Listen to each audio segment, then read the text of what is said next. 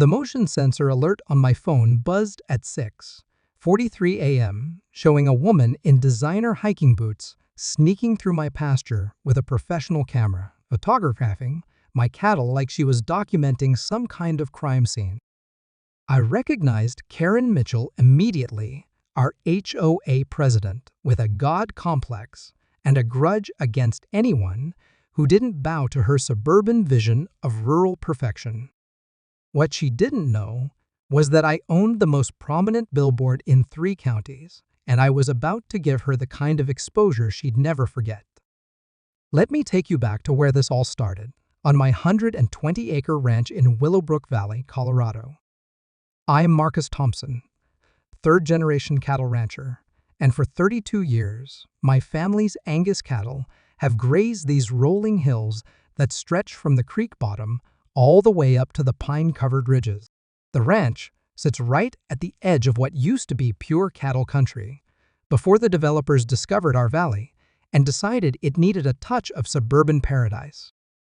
That paradise came in the form of Willowbrook Estates, a gated community of million-dollar homes with names like Aspen Vista and Mountain Majesty, complete with manicured lawns that probably used more water in a month than my cattle drank in a year. The subdivision butted right up against my property line, separated only by a decorative split-rail fence that looked pretty but wouldn't stop a determined house cat, let alone a 1,500-pound bull. The morning air was crisp, with the promise of autumn, carrying the familiar scents of sage and cattle, when I first met Karen Mitchell. I was checking water troughs in my east pasture, the one closest to the subdivision, when I heard the distinctive click of expensive heels on gravel. Through the morning mist, I saw her approaching my fence line, a woman in her 40s with honey blonde highlights and the kind of athletic wear that cost more than most people's monthly grocery budget. "Excuse me?" she called out, waving a manicured hand. "Are you the property owner here?" I walked over, my boots squelching in the soft ground where my cattle had worn paths to the water. My border collie, Duke, trotted beside me, already sensing something off about this perfectly put-together woman standing at our fence. "Marcus Thompson," I said, extending a work-roughened hand over the fence. "What can I do for you?" She looked at my hand for a moment before giving it a brief, reluctant shake. "Karen Mitchell. I'm the president of the Willowbrook Estates Homeowners Association." She gestured toward the subdivision behind her, where house after identical house marched up the hillside like expensive dominoes. "We need to discuss some concerns about your operation here." The way she said operation made it sound like I was running some kind of illegal enterprise instead of the same family ranch that had been here since before she was born. "What kind of concerns?" She pulled out her phone and started showing me pictures of my cattle near the fence line. Pictures of the muddy areas around the water troughs, pictures of cow pies in my pasture. "Our residents are experiencing significant quality of life impacts from your cattle. The odor, the noise, the unsightliness of it all." I looked at the photos, then at my cattle peacefully grazing in the distance, then back at Karen. "Ma'am, those are pictures of cattle doing what cattle do. On my property, behind my fence." Her smile was as sharp as a paper cut. "Well, that's where it gets complicated. You see, several of our property owners are claiming that the essence of your operation is affecting their property values. Smells don't respect property lines, Mr. Thompson. The smells of a working ranch that's been here for 3 generations? The smells that our residents didn't expect when they purchased homes in a premium residential community." She tucked her phone away with theatrical precision. "We're not unreasonable people, Mr. Thompson. We understand you have historical rights to operate here. But surely there's a way we can coexist more harmoniously." The morning sun was climbing higher, burning off the mist, and revealing the full scope of Karen's suburban kingdom spread out behind her. Every lawn was perfect, every driveway spotless, every house painted in approved earth tones that probably had names like Sage Whisper and Canyon Dreams. What exactly are you suggesting? Well, we've researched some options. There are excellent facilities for relocating cattle operations to less residential areas. The county has programs to help with the transition. We'd be happy to provide information about alternative locations that might be more suitable. I felt my jaw clench. You want me to move my ranch? We want to find a solution that works for everyone. Your cattle would be happier in a more rural setting, and our residents could enjoy the peaceful mountain lifestyle they invested in. A meadowlark called from somewhere in my pasture, its song cutting through the tension like a knife. Duke pressed against my leg, sensing my rising anger. Mrs. Mitchell, my family has been ranching this land since 1891. We were here before there was a road up this valley, before there was electricity or running water, certainly before there were million-dollar houses with names like Aspen Vista. And we respect that history, she said, her tone suggesting she respected it about as much as she'd respect a pile of fresh manure. But times change. Neighborhoods evolve. Sometimes we have to make difficult decisions for the greater good. Whose greater good? The communities. The 37 families who've invested their life savings in homes here, only to discover that their property values are being impacted by industrial agricultural activities. Industrial agricultural activities. That was a new one, even for someone who'd heard every complaint city folks could dream up about ranch life. Mrs. Mitchell, I appreciate you coming to talk to me directly. But I'm not relocating my cattle, and I'm not changing how I operate my ranch to accommodate people who chose to move next to an active cattle operation. Her mask slipped for just a moment, revealing something cold and calculating underneath. I hope we can work something out, Mr. Thompson. It would be such a shame if this became adversarial. As she walked back toward her subdivision, her heels clicking on the gravel road like a countdown timer, I should have realized that conversation was just her opening move. What I didn't know was that she'd already filed a complaint with the county about alleged health code violations on my property.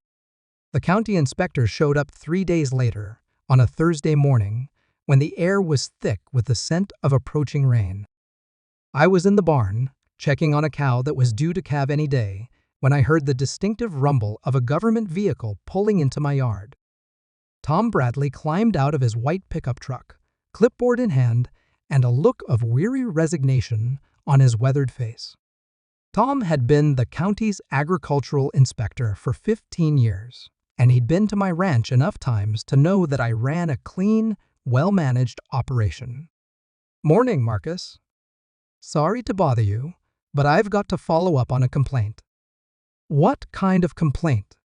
He consulted his clipboard with the expression of a man who'd rather be anywhere else. Someone called in claiming you've got improper waste management, potential groundwater contamination, and, let me see here, unsanitary conditions that pose a public health risk. I almost laughed. Tom, you've inspected this place a dozen times over the years. Have you ever found anything that even came close to a health code violation? Not even once. Your operation is cleaner than most commercial dairies I inspect. He tucked his clipboard under his arm and pulled on latex gloves. But I still have to do a full inspection. You know how it works. We spent the next 2 hours walking every acre of my property, with Tom documenting water sources, manure management, feed storage, and cattle health. He took photos, collected water samples, and measured distances between various facilities and the property line. The whole time, I could see Karen's house perched on the hillside above us, her expansive deck offering a commanding view of my ranch. At one point, I noticed sunlight glinting off what might have been binoculars or a camera lens. Tom, can I ask who filed this complaint? He glanced toward the subdivision, then back at his paperwork. You know, I can't tell you that, Marcus. But I will say, This whoever it was seemed to have very detailed knowledge of county health codes. They knew exactly what violations to claim and how to phrase them to trigger a mandatory inspection. Someone did their homework. Someone sure did. He sealed the last water sample and made some final notes. Marcus, I'll have my lab results back in a week, but I can tell you right now that this is going to come back clean. Your operation meets or exceeds every standard we have. As Tom packed up his testing equipment, the first drops of rain began to fall, creating little puffs of dust in my driveway. The smell of approaching storm mixed with the familiar ranch scents of hay, cattle, and honest work. But here's the thing, Tom continued, loading his samples into a cooler. False complaints like this one tie up county resources and cost taxpayers money. If someone keeps filing bogus reports, we start looking at harassment charges. I'll keep that in mind. After Tom left, I stood in my doorway, watching the rain sweep across the valley in gray sheets. The storm was coming from the west, the same direction as Willowbrook Estates, and I couldn't help thinking it was some kind of metaphor for what was heading my way. That evening, as the rain drummed against my windows, my phone buzzed with a text from an unknown number. Hope your inspection went well today. Looking forward to working together on a solution that benefits everyone. K.M. Karen Mitchell had somehow gotten my cell phone number and felt comfortable enough to text me about an inspection she'd orchestrated. The woman's audacity was breathtaking. But what I didn't know was that while Tom was collecting his water samples, Karen was collecting something else: detailed photographs of every aspect of my operation, taken from multiple angles with a telephoto lens. She was building a case, and my cattle were about to become unwitting evidence in whatever legal strategy she was cooking up. The photos appeared on the Willowbrook Estates community Facebook page the following Tuesday, posted at 6:00 a.m. with the caption, "Is this the rural lifestyle our families deserve?" Karen had created what looked like a professional photo essay documenting every aspect of my ranch that could possibly be construed as unsightly or problematic. There were close-ups of muddy cattle paths, artistic shots of cow pies scattered across the pasture, telephoto images of my bulls looking particularly intimidating as they grazed near the fence line. She'd even managed to capture a photo of one of my cows relieving herself, timed perfectly to make it look like some kind of environmental disaster in progress. The post had 37 comments within an hour, ranging from concerned neighbors worried about property values to outraged parents claiming my cattle posed a danger to their children. Karen had orchestrated a social media campaign designed to turn the entire subdivision against me. I was reading through the comments on my phone, my morning coffee growing cold in my hand, when Duke started barking. Through my kitchen window, I could see a small crowd gathered at my fence line, half a dozen residents from Willowbrook Estates, all holding phones and taking pictures of my cattle like they were documenting evidence for a court case. I walked outside, the morning air crisp enough to make my breath visible, and approached the group. They scattered like startled deer, all except for one middle-aged man in expensive jogging clothes who seemed determined to stand his ground. "Can I help you folks with something?" The jogger stepped forward, puffing out his chest like a bantam rooster. "I'm Brad Henley, Willowbrook Estates Architectural Committee. We're conducting a visual assessment of how your operation impacts our community's aesthetics. By standing on the county road and taking pictures of my cattle? It's a public road. We have every right to document conditions that affect our property values." More cars were pulling up now, disgorging residents with cameras and phones. Someone had even brought professional photography equipment, a woman with silver hair and yoga pants, who was adjusting the settings on what looked like a $1,000 camera lens. "Ma'am," I called to the photographer, "you mind telling me what you're planning to do with those pictures?" She looked up from her viewfinder with the expression of someone who'd been caught doing exactly what she'd hoped to get away with. just documenting the current state of the area. For community planning purposes. What kind of community planning? Brad Henley stepped between us. Mr. Thompson, we're simply gathering information about land use patterns in our area. It's all perfectly legal. That's when I noticed Karen's white Lexus pulling up behind the other cars. She climbed out, wearing what I can only describe as safari chic khaki pants, hiking boots, and a photographer's vest with multiple pockets. She was carrying her own professional camera and had the focused look of a general surveying a battlefield. "Morning, Marcus," she said, her voice carrying that false friendliness I'd learned to distrust. "Beautiful day for documenting rural life, isn't it? What's the real agenda here, Karen?" She gestured toward my pasture, where my cattle were doing what cattle do, grazing peacefully, completely oblivious to the suburban drama unfolding at their fence line. No agenda. Just concerned citizens exercising their rights to understand how industrial agricultural operations impact residential communities. There was that phrase again, industrial agricultural operations. She'd clearly focus grouped this language and trained her neighbors to use it. "You know what this is starting to look like, don't you?" I said, loud enough for the entire group to hear. "This looks like harassment." Karen's smile sharpened. "Marcus, we're standing on a public road taking pictures of things that are visible from public property. If you don't like people seeing your operation, maybe you should consider relocating it somewhere more private."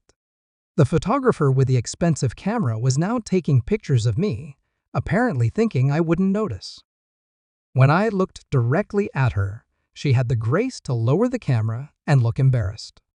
"Ma'am, I'd appreciate it if you didn't photograph me without my permission." "Oh, sorry. I was just... The lighting is so nice this morning."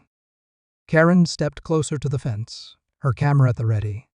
"You know, Marcus, we've been researching agricultural zoning laws, and we've discovered some interesting things about mixed-use developments. Did you know that when residential subdivisions are built adjacent to agricultural land, there are often restrictions on the types of agricultural activities that can continue?" My blood went cold. Zoning restrictions were one of the few things that could actually threaten my operation if they were applied retroactively. "My ranch predates your subdivision by 80 years. Grandfathered activities can sometimes be reevaluated when community standards change." She raised her camera and took several shots of my cattle through the fence, especially when those activities pose potential health or safety risks to residential areas. The morning sun was climbing higher, and I could feel sweat starting to gather under my shirt, despite the cool air. This wasn't just about aesthetics or property values anymore. Karen was researching ways to use the law itself to shut down my operation. What kind of health or safety risks? Well, there's groundwater contamination from animal waste, air quality impacts from methane emissions, the risk of disease transmission from livestock to humans, traffic safety concerns from heavy agricultural vehicles using residential roads. She lowered her camera and looked at me with the expression of a prosecutor who just outlined her case. "The county takes these things very seriously when they're brought to their attention." As the crowd of amateur photographers finally dispersed, returning to their cars with memory cards full of incriminating cattle photos, I realized Karen had just escalated this from a neighborhood dispute to something that could threaten my family's livelihood. But what I didn't know was that her most brazen move was yet to come. While I was standing at my fence line defending my right to ranch my own land, Karen was already planning a trespassing expedition that would give me exactly the ammunition I needed to turn the tables on her entire campaign. The security system I'd installed after Tom Bradley's visit had 12 motion-activated cameras positioned around my property, each one capable of recording high-definition video with night vision capability. The system had cost me $3,000, But given Karen's escalating harassment campaign, it seemed like a reasonable investment in protecting myself and my operation. The cameras captured her at 6:43 a.m. on a Friday morning in late October, when the aspen trees on the hillsides had turned gold and the morning air was sharp with the promise of coming winter. The motion sensor alert buzzed on my phone while I was still in bed, and I watched in disbelief as Karen Mitchell climbed through my fence and began walking across my pasture with a professional camera. She wasn't alone. Following her was the silver-haired photographer from the road incident, along with a younger man carrying what looked like surveying equipment. All three were dressed in hiking clothes and carried expensive photography gear, moving through my property like they owned it. I threw on clothes and boots, my heart pounding with a mixture of fury and anticipation. After weeks of Karen's carefully legal harassment, she'd finally crossed a line that would give me real legal recourse. Trespassing was a crime, not a community planning exercise. I grabbed my own camera, an old digital SLR that I used for documenting ranch operations, and headed outside. Duke trotted beside me, his hackles raised as he sensed the tension in the air. The morning mist was still clinging to the low areas of my pasture, and I could smell the rich scents of damp earth and cattle. My Angus cows were clustered near their water trough, watching the intruders with the mild curiosity that cattle show toward anything unusual in their environment. Karen was about 100 yards into my property, kneeling behind a large boulder to photograph my cattle with a telephoto lens. The silver-haired woman was taking pictures of what looked like the muddy area around the water trough, while the man with the surveying equipment was setting up some kind of measuring device. "Morning, Karen," I called out, loud enough to carry across the pasture. "Nice day for trespassing, isn't it?" All three of them froze like deer caught in headlights. Karen stood up slowly, her camera still in her hands, and I could see her calculating whether to brazen it out or try to retreat. She chose to brazen it out. "Marcus, we're conducting a wildlife survey for the county. Native species documentation. On my private property. Without my permission." At 6:43 in the morning, the silver-haired photographer was already moving toward the fence, clearly wanting no part of whatever conversation was about to unfold. But the man with the surveying equipment seemed rooted to the spot, staring at me like I'd materialized out of thin air. "This is all perfectly legitimate," Karen said, raising her chin with the defiance of someone who'd been caught red-handed, but refused to admit it. "We're documenting the environmental impact of concentrated animal feeding operations on native wildlife habitats." "Concentrated animal feeding operations?" I started laughing, the sound echoing across the pasture and causing several of my cows to look up with interest. "Karen, I've got 40 head of cattle on 120 acres. That's not a CAFO. That's barely a hobby farm by commercial standards. The environmental impact is still significant. The environmental impact of you trespassing on my property is about to be significant too." I raised my camera and started taking pictures, Karen standing in my pasture with her professional photography equipment clearly documented as being on the wrong side of my fence. "You can't photograph us without our permission," the man with the surveying equipment said, apparently unaware of the irony. "Actually, I can. You're trespassing on my property, which makes you criminals. I have every right to document criminal activity occurring on my land." Karen's mask was starting to slip. The carefully maintained suburban composure was cracking, revealing something desperate and vindictive underneath. "This isn't over, Marcus. You think you can just hide behind property rights and keep operating your industrial facility next to a residential community? You think 37 families are just going to accept having their property values destroyed by your cow factory?" "My cow factory?" I took another picture, this one capturing Karen's expression of pure fury. "Is that what you're calling it now? We have rights too. The right to peaceful enjoyment of our properties. The right to clean air and water. The right to a community that maintains reasonable environmental standards. And I have the right not to have people trespassing on my property and harassing my livestock. The sheriff's going to be very interested in these photos, don't you think? That finally broke her resolve. Karen turned and stalked toward the fence, her expensive hiking boots squelching in the soft ground around my water trough. The silver-haired photographer had already reached the fence line and was climbing through, while the man with the surveying equipment was frantically packing up his measuring device. "This isn't over," Karen called back as she reached the fence. "We're going to file complaints with every county department that has jurisdiction over agricultural operations. Environmental protection, health services, zoning enforcement, animal control. We're going to document every violation, every health hazard, every threat to community safety." "You do that," I called back, "and I'll be filing my own complaints, starting with trespassing, harassment, and making false reports to county officials." As the three trespassers retreated to their cars parked along the county road, I stood in my pasture reviewing the photos I'd taken. Clear, high-definition images of Karen Mitchell and her accomplices on my property without permission, carrying professional photography equipment, obviously engaged in some kind of surveillance operation.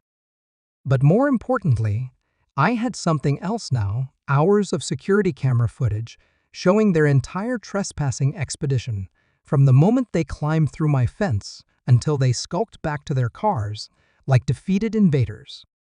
Karen had just handed me the evidence I needed to turn her harassment campaign against her. What she didn't know was that I was about to use that evidence in a way that would make her the most famous trespasser in 3 counties. The idea came to me that same afternoon, as I was sitting on my porch reviewing the security footage on my laptop. The video was crystal clear Karen climbing through my fence at 6:44 a.m., walking across my pasture with professional photography equipment, taking pictures of my cattle while clearly trespassing on private property. But it wasn't just the trespassing that caught my attention. It was Karen's expression in several of the shots, a look of pure vindictive satisfaction as she photographed what she clearly hoped would be evidence against my operation. She looked like someone who thought they were finally going to win a war they'd been fighting for months. That's when I remembered something that most people in Willowbrook Valley had forgotten. I didn't just own a cattle ranch. Thanks to an investment I'd made 15 years ago, I also owned the most prominent billboard in 3 counties, positioned right on Highway 34, where it curved around Miller's Lake. The billboard was 40 feet tall and 60 feet wide, visible from miles away, and it generated enough rental income each year to pay for my truck insurance. For the past 5 years, it had been leased to a regional bank that used it to advertise their mortgage rates. But that contract was up for renewal in 30 days, and I'd been planning to look for a new client. Instead, I was going to become my own best customer. I spent the weekend working with a graphic designer in Denver, a young woman named Jessica who specialized in large format advertising. When I explained what I wanted to do, she was initially skeptical. "You want to put a photo of someone trespassing on your property on a highway billboard?" Not just someone. The president of the Willowbrook Estates, HOA, who's been harassing me for months, and finally got caught breaking the law on my land. Jessica pulled up the security footage I'd emailed her, studying Karen's face as she crept across my pasture with her camera. "This is definitely trespassing. You've got her clearly on your side of the fence, obviously engaged in unauthorized photography. Can you make it billboard ready?" "Oh, I can make it billboard ready. The question is whether you really want to do this. A billboard like this is going to be seen by thousands of people every day. This woman is going to become famous." That's exactly what I'm hoping for. The design Jessica created was a masterpiece of public shaming. The main image was a crystal-clear shot of Karen in my pasture, her professional camera raised and aimed at my cattle, with the timestamp clearly visible showing 6:47 a.m. Below the photo, in bold letters that could be read from a quarter mile away, was the text, KARENMITC HELLWILLWUBRO OK EST a TASHA2 a PIEASEIDAEA CPSA EEAZERZA rate CHPROPERTY. At the bottom, in smaller but still highly visible text, trespassing is a crime. Harassment of agricultural operations violates Colorado state law. The billboard company could have the new advertisement installed within 48 hours.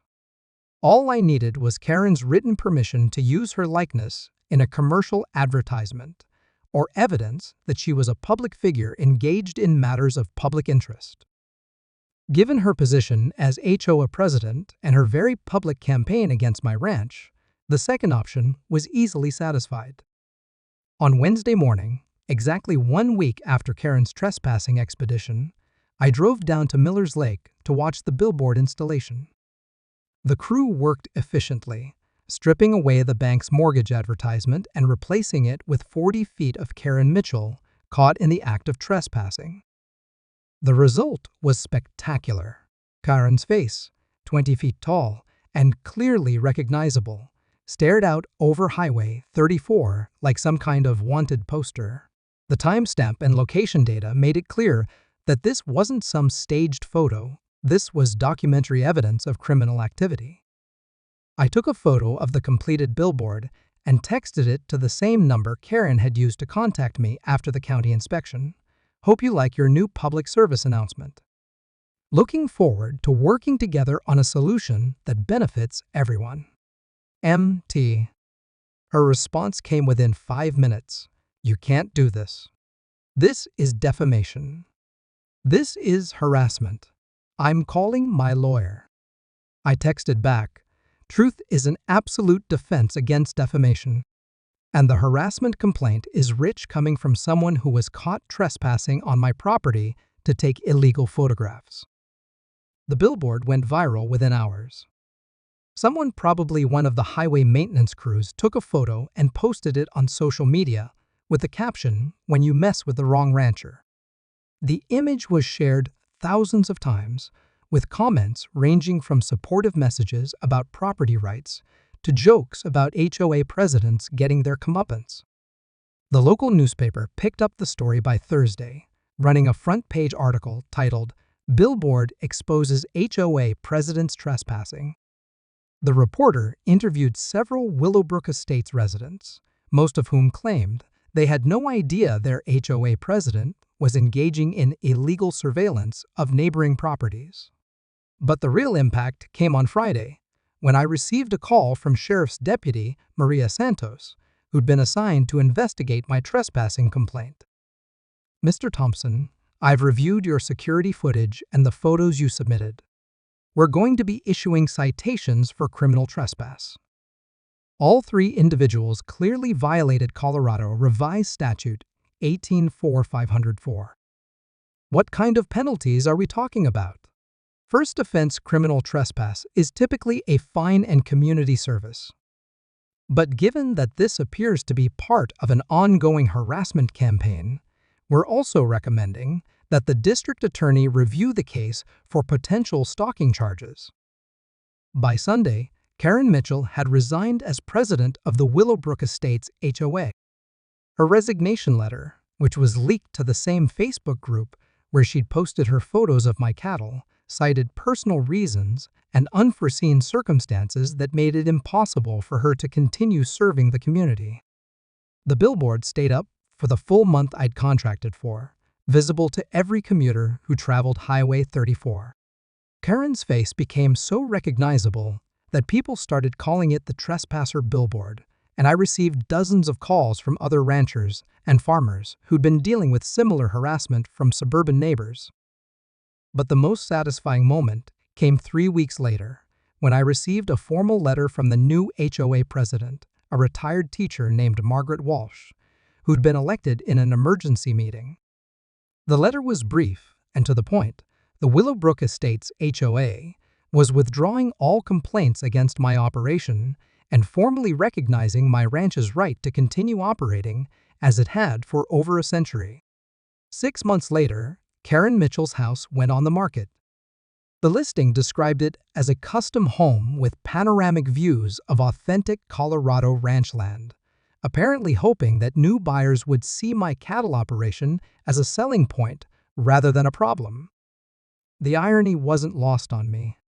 After spending months trying to drive me away to protect her property values, Karen had ended up destroying her own property value through her illegal harassment campaign. The billboard had made her the most famous trespasser in Colorado, and her resignation from the HOA had left her with no local political power to wield against neighbors she didn't like. The new HOA president, Margaret Walsh, stopped by my ranch in early spring to introduce herself and assure me that the board had no interest in continuing Karen's war against agricultural operations. Actually, Margaret said as we stood by my fence, watching my cattle graze in the morning sunshine, several of our residents have mentioned how much they enjoy having working ranch land next to the community. It gives the area authentic character. Well, Mrs. Walsh, we're not going anywhere.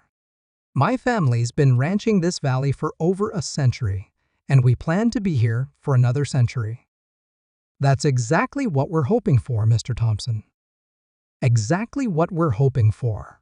The billboard contract expired, but I kept the advertisement stored in my barn as a reminder of what can happen when suburban busybodies forget that some battles aren't worth fighting. Every time I looked at that 20-foot-tall photo of Karen trespassing in my pasture, I couldn't help but smile. I also kept the security camera system because you never know when someone else might decide that a working ranch doesn't belong next to their vision of suburban perfection. As I sit here now, watching another Colorado sunrise paint my pastures gold while my cattle start their daily routine of grazing and lounging in the morning warmth, I can't help but reflect on the lessons learned from Karen Mitchell's failed campaign to drive me off my own land. She taught me that some people will go to extraordinary lengths to control their neighbors, even when those neighbors were there first and aren't bothering anyone. She taught me that documentation is everything when dealing with harassment, and that security cameras are worth every penny when you're dealing with trespassers who think they're above the law. But most importantly, she taught me that sometimes the best response to a public attack is an even more public defense. Karen wanted to use social media and community pressure to shame me off my land. Instead, she ended up becoming a highway-sized example of what happens when you trespass on the wrong rancher's property. The billboard may be gone, but the lesson remains: if you're going to pick a fight with someone, make sure you know what weapons they have at their disposal. In Karen's case, she picked a fight with someone who owned the biggest billboard in 3 counties and wasn't afraid to use it. The applause was enthusiastic, but brief. Everyone was curious about what came next. Tonight's program will feature classical pieces, jazz standards, and contemporary songs arranged for our unique lakeside venue. We'll be playing from 6:15 until approximately 9 o'clock, with a brief intermission at 7:30. I could see Margaret frantically pacing on her deck, her phone pressed to her ear. But there was nothing illegal about hosting a concert on private property, especially when all the musicians were volunteers and no admission was being charged. We opened with Mozart's Piano Concerto No. 21, with me on piano and the other musicians providing orchestral accompaniment, arranged for our smaller ensemble.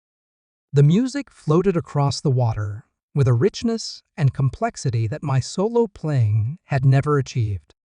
Without the trees to muffle the sound, every note carried with crystal clarity to every corner of the lake. But this wasn't just about beautiful music. It was about demonstrating exactly how much noise my property could generate when I really put my mind to it. At 7 o'clock, we transitioned to jazz standards. Marcus Thompson's guitar provided a smoky counterpoint to Sarah Kim's cello, while I played piano arrangements that would have made my grandfather proud. The crowd had grown to include at least 60 people, some of whom had driven over from neighboring communities after hearing about the concert through social media. During our 7:30 intermission, Jim Walsh approached my piano with a grin that stretched from ear to ear. "David, this is incredible. But I have to ask, are you doing this just to spite Margaret?" "Jim, I'm doing this to celebrate community music and honor my grandfather's legacy. The fact that it also demonstrates how much louder my property could be if I really wanted to be disruptive, well, that's just a happy coincidence." The second half of our concert featured contemporary pieces arranged for our ensemble, including some Beatles songs that got the crowd singing along, and a stunning rendition of What a Wonderful World that left several people wiping their eyes. But the evening's finale was my masterstroke, Tchaikovsky's 1812 Overture, complete with Marcus Thompson providing percussion effects that simulated cannon fire using a pair of timpani he'd borrowed from the local high school. The music built to its climactic crescendo just as the sun disappeared behind the hills, and the sound rolled across Pine Lake Estates like thunder from a summer storm. Every window in every house was probably rattling, and I'm pretty sure they could hear us in the next county. When the last note faded across the water, the applause was thunderous and sustained. People were on their feet cheering, and several neighbors rushed over to thank me for the most memorable evening Pine Lake Estates had ever experienced. As the musicians packed up their instruments and the crowd began to disperse, I noticed that Margaret's deck was now empty. Her house was dark, except for a single light in what appeared to be her bedroom. But I knew this wasn't over. Margaret struck me as the kind of person who would interpret my concert as a declaration of war rather than a celebration of community music. What happened the next morning proved I was absolutely right and gave me the final piece of evidence I needed to end our conflict permanently. Margaret's retaliation came at dawn on Saturday in the form of county sheriff's deputies serving me with a court order. The emergency injunction, filed late Friday night, prohibited all musical performances on my property pending a hearing on public nuisance and noise pollution charges. But Margaret had made a critical error in her legal strategy. She'd filed the injunction using falsified noise measurements and claiming damages that were demonstrably untrue. The court document stated that my daily concerts had been disrupting the peaceful enjoyment of neighboring properties for